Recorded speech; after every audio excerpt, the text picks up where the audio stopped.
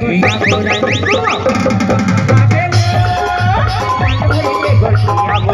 कुआ आवे रे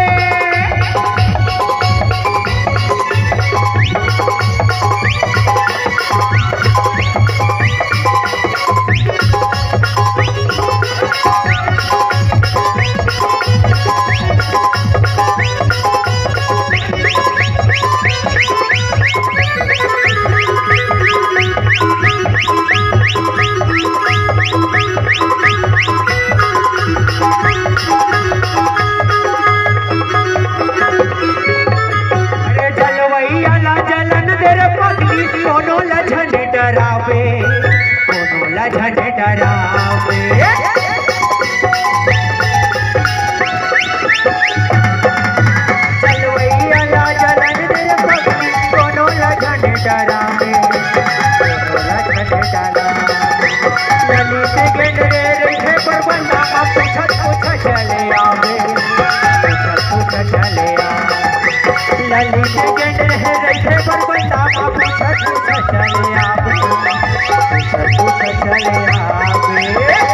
आवे वो मुझसे मिले लाया रे अरे वही गाँव में आवे वो आओ बड़ी बंदा बिना घर के गोठिया बोरानी पारी माया